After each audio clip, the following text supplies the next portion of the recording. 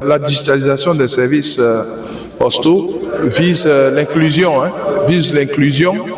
et puis vise aussi le développement du commerce électronique.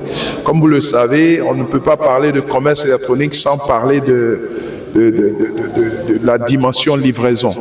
Et c'est toute la magie du commerce électronique. Vous achetez tout, vous payez tout virtuellement, et puis il y a un agent qui vient vous rendre tout ça physique. Et c'est cette partie-là qu'il faut digitaliser avec la prise en compte des nouvelles technologies comme l'intelligence artificielle qui va nous permettre de tracer des itinéraires optimaux pour pouvoir gagner en temps et en argent. Donc, si on accompagne ces acteurs postaux à faire du chiffre, ça y va naturellement du développement même national au plan économique.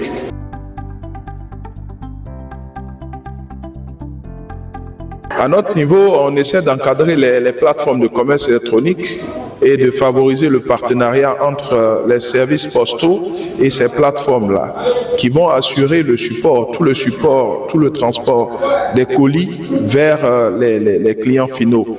Donc, l'encadrement de ces plateformes, la protection des consommateurs, tout ça sont des initiatives qui sont prises et nous avons au niveau de la Côte d'Ivoire lancé une stratégie nationale du commerce électronique avec 4 piliers. Un premier pilier pour la gouvernance, un deuxième pilier qui parle de l'expérience client, c'est-à-dire la satisfaction du client, un troisième qui parle de l'inclusion et de la promotion du commerce électronique et le quatrième qui porte sur le commerce électronique transfrontalier.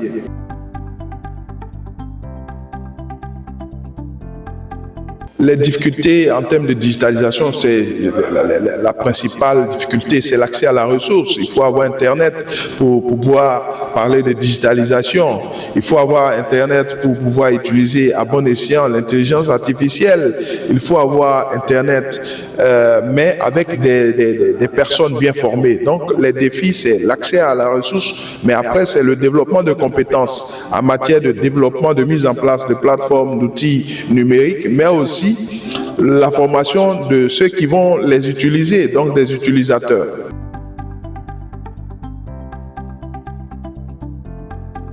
Aujourd'hui, en Côte d'Ivoire, on peut dire que la couverture est quand même acceptable en termes de couverture Internet.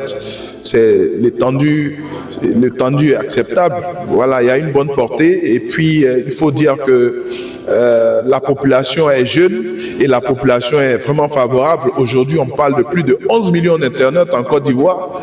Et sur les 11 millions, on a plus de 5 millions qui sont connectés et qui disposent de smartphones. Donc, c'est vraiment un avantage pour notre pays en matière de digitalisation.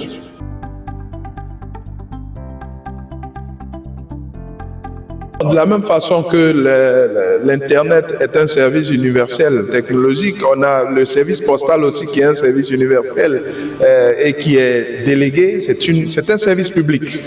Donc, c'est le service dédié à l'administration publique. Donc, la Poste a l'exclusivité de l'activité postale. Maintenant, la Poste peut faire des concessions au secteur privé, mais le rôle, la distribution de colis, l'activité postale relève de l'administration publique. Donc, c'est une concession qu'on fait au secteur privé, mais la Poste ne perdra jamais le lead.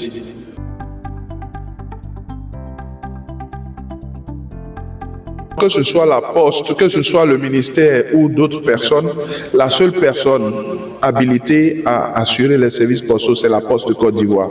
Maintenant, la Poste peut déléguer ces missions à des privés. Donc, nous, en tant qu'administration, s'il y a quelqu'un à contacter, c'est premièrement la Poste. Et puis, ensuite, la Poste pourra nous diriger vers... Mais ce qui est normal, c'est d'abord la Poste et puis les autres ensuite.